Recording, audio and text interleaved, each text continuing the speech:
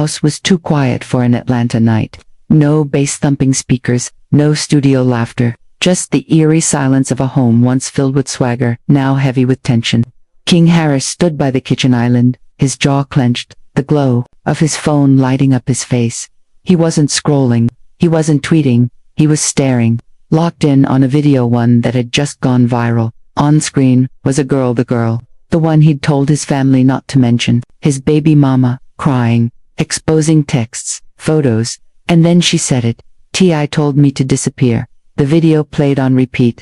Each loop added heat to King's chest. That wasn't just betrayal, it was bloodline betrayal. And if what she said was true, his father had crossed a line no father should. Upstairs, the rhythm of footsteps echoed. T.I. descended slowly, shirtless, a silk robe lazily tied, expecting a late snack, not a family confrontation. But the second their eyes met, T.I. paused. King didn't blink. You lied to me, King said flatly. No slang, no laughter, just cold words from a son who looked nothing like a boy right now. He was all grown heat and heartbreak. T.I. squinted. About what? King stepped forward. You told her to leave, to shut up. You said I wasn't ready to be a man, that she was clout chasing. T.I. exhaled hard, shaking his head. That ain't how it went. She's pregnant again. Silence, thicker than smoke. I sat down slowly at the marble counter. For once, the man who always had a verse ready, a speech, a lecture, a defense, had nothing. And that's when Zonique appeared, arms folded. You thought this would stay quiet forever. The family feud wasn't whispered anymore. It was erupting. The Harris name, once spotless under the spotlight, was now bleeding online. Everyone had a camera. Everyone had an opinion. But for King, this wasn't about fame anymore. It was about manhood, respect, legacy. He slammed his phone down. You want to protect your brand, not your blood. T.I.'s eyes narrowed. And I'm done protecting you. T.I. stood up slowly. Not in anger, but in recognition. His son wasn't bluffing. The same boy who once needed help tying his first tie was now facing him like an equal, or maybe, like a rival. The robe slipped from his shoulder, but he didn't fix it. He was more focused on the war that had started without warning. You think you know what grown man decisions feel like, T.I. said, voice low but sharp. You ain't ready to carry what comes with that crown. King scoffed. You mean the lies, the cover-ups. You taught me better than that. At least I thought you did. Zonique stayed still. She'd seen it coming for months. Tensions at dinners, Instagram posts deleted before they could trend. The messages between King and the girl he loved, screamed in all caps, no matter what T.I. wanted. This wasn't staying inside the house. You told her you'd pay her to disappear, King continued. And you told me to stay focused on music. But you don't get to erase people from my life just because they don't fit your image. T.I. grabbed the back of the chair, his knuckles white. I did what I had to do to keep this family safe. Your name ain't just yours, it carries mine too. King stepped closer, eyes blazing. Then maybe I don't want it anymore. That hit different. For the first time, T.I. flinched. The air thickened. The mansion normally echoing with beats, laughter, interviews, late-night freestyle. A vault now. No one spoke. Not even the security guard peeking in from the hallway. Zonique finally said something. This isn't just about her, is it? King turned his head slightly. No answer. Didn't need one. This was years in the making. Missed birthdays. Public apologies never made. Secrets swept under rug after rug until King didn't know what was real anymore. And then a phone rang. Zonique glanced down. The baby mama. Live, again going off on Instagram. Dragging T.I. by name now. King's hand trembled before he grabbed his own phone. If she goes live again, I'm joining her. And I'll tell the world what you told me to do. T.I. didn't blink. You wouldn't dare. I would, King whispered. Because for the first time, I'm not scared of what the world will say about you. I'm scared of what they'll keep saying about me if I stay silent. Night in Atlanta had a pulse of its own, 9 lights reflecting off wet pavement, sirens humming in the distance, and the occasional bass line from a studio session leaking through cracked windows. But inside T.I.'s Buckhead estate, the silence was deafening. King was no longer the teenager chasing fame. He stood in the living room like a man unchained.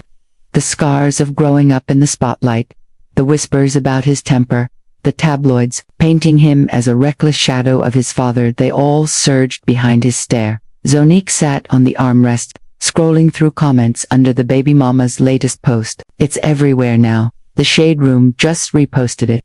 And they tagged you. Tip. T.I. didn't move. He was staring out the window, hands behind his back, trying to recall at what point things slipped. He had built a legacy album's film, roles, activism, but none of it prepared him for a rebellion inside his own bloodline. King paced the floor. You told me when I was 13, if you embarrass the family, you embarrass yourself. But what happens when the family embarrasses me, huh? T.I. turned slowly, his voice low. You think going on live and exposing your family helps anything? That's not strength. That's a tantrum. No, King snapped. That's truth. Something you ran from for years. How many women did you pay off, Dad? How many times did you sit in this room, sipping wine, while some girl cried her way out the back gate? Zonique's jaw tightened. King. He ignored her. I've seen it, heard it, even when I was too young to understand what I was hearing. T.I.'s lips pressed together. What your mama and I went through, that's between grown folks. Don't rewrite my life just to justify your little rebellion. You already rewrote mine, King said. Told me who to date. Told me what not to say. And when I finally fell in love with someone who didn't fit your mold, you tried to erase her. T.I.'s voice dropped a key. She's dangerous, son. You don't see it now, but she'll take everything from you. She's not the one with NDAs in her glove compartment, King said bitterly. The words sliced deep. The baby mama was still live. Viewers jumped from 10K to 32,000 in minutes. She was naming names now. Producers, assistants, a list of people T.I. allegedly told to handle things quietly. The comment section exploded. Wait, did he really offer her hush money? This is getting messy AF. Protect King at all costs. King turned the phone toward his father. See that? They're not turning on me. They're finally listening, and if you try to shut her down again, I swear to God, I'll burn every bridge you ever walked on starting with your name. T.I. was silent, not because he was defeated, but because, for the first time, he realized this wasn't a moment, it was a movement. By the next morning, the story had exploded beyond Atlanta. Hollywood blogs, hip-hop radio stations, and even mainstream outlets like TMZ and The Breakfast Club were circling the same clip. King's live stream, where he looked into the camera and said, my last name ain't protection. Not anymore. Tamka Tiny Harris hadn't slept. Her phone was lit with messages, friends, lawyers, even old enemies asking if it was true. If King was really disowning the family name. If the baby mama was really in hiding now. If T.I. was being investigated again. She sat at the dining table, staring at an untouched cup of coffee, while a new notification popped up from her PR team. We strongly advise silence for the next 48 hours. She looked up when she heard footsteps. Zonique, holding her own phone, eyes wide. Mama Charlemagne's about to interview King. Today, it's happening. Tiny closed her eyes. In the studio across town, King sat in the interview chair, with an aura of calm that didn't match his age. He wasn't shaken, he wasn't sweating, he looked ready. Charlemagne leaned forward. So let me ask you straight, are you at war with your father? King smirked, but it wasn't cocky, it was bitter. I'm at war with the silence. With the secrets, the lies that get swept under the rug just 'cause someone's successful. I'm not disrespecting my father, I'm just refusing to be him. DJ Envy glanced at his producer. The room had gone dead still. Charlemagne pressed further. But, come on man, you're talking about a legend. A man who helped define Atlanta hip-hop, activism, legacy. Don't you think some of this should have stayed private? Why? King asked. Because it ruins the image. Or because it forces people to realize that sometimes, the legend is the lie. The audio clip would be replayed for the rest of the day. At home, T.I. was watching. Alone. He didn't throw his phone. He didn't yell. He just sat back and let the words wash over him like a tide he could no longer stop. He had fought battles in the industry, in the courtroom, even in the streets, but nothing had prepared him for a war inside his own household. Broadcasted to the world in high-definition. Zon, Nique, walked into the room, unsure what to say. Do you want me to call him? T.I. shook his head. Nah, he chose his lane. Meanwhile, King's baby mama, now with over 1 million followers, posted a new story. It was a photo of her holding King's hand in a car, captioned, "He stood by me when the rest of them wanted to make me disappear. Say what you want, but loyalty." He got that. The internet broke. Fans picked sides. Team King trended within an hour. Even Meek Mill reposted it with a cryptic tweet. Sometimes the kids got more heart than the OGs. By nightfall, T.I.'s team had to pull out of 2 upcoming shows and issue a vague statement. We are focused on our family at this time and request privacy. But privacy was gone. Gone with the first upload. Gone with the first confession. Gone when King stopped trying to be his father and became something else entirely. Rain tapped against the glass in Midtown Atlanta as T.I. stood near the window, phone to his ear, silent. Across the line, his lawyer's voice came through, steady and cautious. Tip, there's talks now. Podcasts, former associates, people talking about what they think went down. If King keeps speaking out, someone's gonna reopen things you thought were buried. T.I.'s jaw clenched, and for a moment, he didn't respond. His lawyer added, this ain't just about reputation anymore, it's legal. He hung up. Downstairs, Tiny sat alone, scrolling through her son's comments. Some called King brave, others called him reckless. But the truth was, no one knew what it felt like to be a mother, watching your child dismantle the empire his father built, stone by stone, truth by truth. Her hands trembled, not from fear but from the weight of every secret she'd swallowed to keep their image whole. Meanwhile, King was live again, this time from a black SUV, in motion. His tone was colder, more calculated. Y'all ever wonder why the people closest to you can't admit when they mess up? My pops was a legend on the mic, but he forgot to be one in the mirror. Thousands flooded the comments. Some begged him to stop, others encouraged him to keep going. Backstage at a cancelled taping, T.I. paced, fists balled. It wasn't the cameras that haunted him, it was the silence afterward. The moment when the lights cut, and the echo of his son's voice still rang in his ears. He picked up the phone. He dialed, but the number went straight to voicemail. Elsewhere, King walked into a rented recording studio with a small crew, no label, no handlers, just a mic, a beat, and rage forged into clarity. He laid a verse that hit harder than any press conference ever could, raised in the shadows of platinum plaques. But truth ain't sold where the trophy's at. You built your name off pride and pain, but I'm the proof your throne's in vain. By the next day, the snippet had gone viral. Major blogs reposted it. Former collaborators of T.I. made subtle comments online. One even tweeted, "A prince with fire in his lungs, can't silence this one."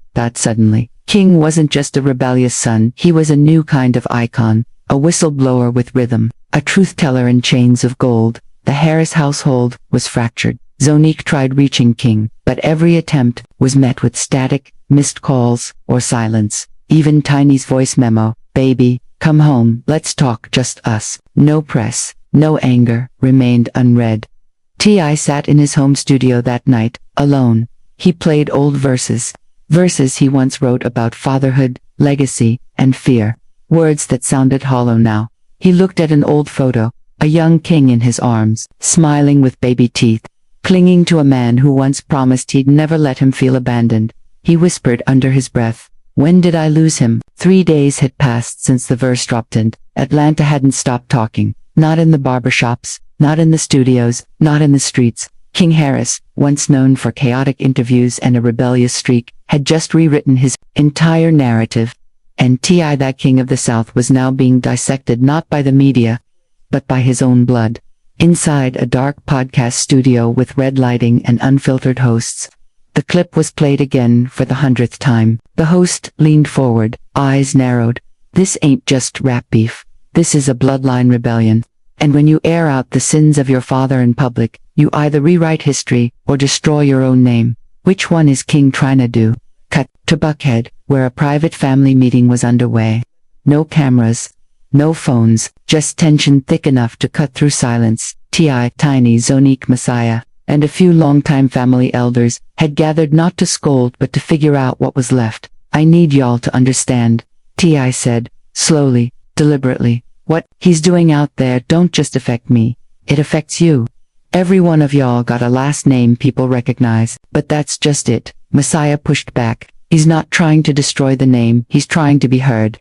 "You ever asked why he feels like that?" Zonique folded her arms, head down. Tiny's eyes glistened, but she stayed silent. T.I.'s voice broke just slightly. "I gave him everything. and he thrown it away over what? Some old rumor. Some pain he won't even speak onto my face.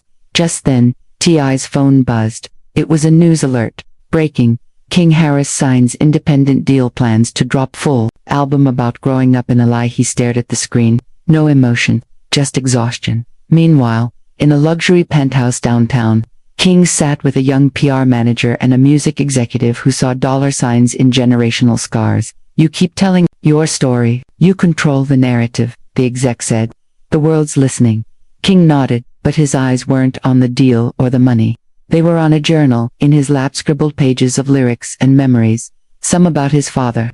Others about nights he cried alone, hearing rumors about his parentage. Secrets whispered behind doors. Things not even Tiny had ever confirmed or denied. He opened his phone and played back a voicemail, his father's voice, cracked and low. I ain't perfect, son. But you was never an accident. No matter what you heard, come talk to me. Don't let the world eat us alive for a show. But King didn't delete the voicemail. He saved it. Titled it, Proof He Knows. Elsewhere, social media was erupting. Former acquaintances of T.I. dropped cryptic messages. One even went live saying, I tried to warn him years ago. That boy knew too much too early. Blogs speculated. Was there a deeper betrayal? Was King implying something worse? Something his father had covered up, and the streets started whispering again. Is it just music, or is he about to expose everything? The air in Atlanta was heavy. Not just with the Georgia summer heat but with silence. That awkward pre-storm silence when you know something seismic is about to split the ground. King Harris hadn't posted in 24 hours. No Instagram story. No tweet. Not even a cryptic song lyric. For someone who'd been on a rap campaign to scorch his father's legacy. The pause was louder than any diss. T.I. sat in a studio chair, one he'd recorded a decade of platinum hits in, but he wasn't holding a mic. He was holding a manila envelope, old, creased, sealed. He hadn't opened it in over 16 years. Tiny had slipped it into his hand that morning, wordless, while tears welled in her eyes. She hadn't said what was inside. She didn't need to. When he finally peeled the flap open, one item slid out, a paternity test from 2005. T.I. stared at the paper for a long time. No anger, just disbelief, then understanding, then guilt. The kind that creeps up your spine and tells you, quietly, you've been lying to yourself more than to anyone else. In another part of the city, King was already rehearsing. A dim stage, a single mic, no crowd yet, just the echo of his own words bouncing off concrete. What's a prince to a throne that was built off a lie? Mama never said nothin', but I saw it in her eyes. You crowned yourself king but forgot how to raise me. Now, I got truth, a beat, and this pain that made me. The rehearsal was for a surprise event, one only insiders knew was coming. An unannounced show, one night only. Location, a historic Atlanta venue, where T.I. had once recorded a classic mixtape. The symmetry wasn't lost on anyone. Backstage, cameras rolled, not the flashy mainstream kind. These were gritty, independent documentarians. They weren't capturing a concert. They were filming a reckoning. Tiny's sister leaked a text thread to the blogs. Meanwhile, bloggers were digging into old tabloid articles. A woman from T.I.'s past. A brief affair during a separation. Dates lining up. Social media detectives connecting dots between hospital visits, a mysterious cash settlement, and a quiet relocation to Houston. In the midst of the storm, T.I. walked outside the studio. Paparazzi caught him for the first time in days. A mic was shoved in his face. Any comment on King's allegations? On the paternity rumors? T.I. paused, then said calmly, sometimes truth ain't what it seems. Sometimes pain makes you believe in ghosts. But I love my son, no matter what. Number, denial, no confirmation. Just heartbreak wrapped in dignity. Back at the venue, the crowd was now pouring in. Fans, family, journalists, and behind the curtain, King paced, not nervous, but charged, ready. He looked down at his phone one last time. A new message from Tiny. Whatever happens tonight, know you were always loved, even when we failed to show it. The lights dimmed, the beat dropped, and King stepped onto the stage.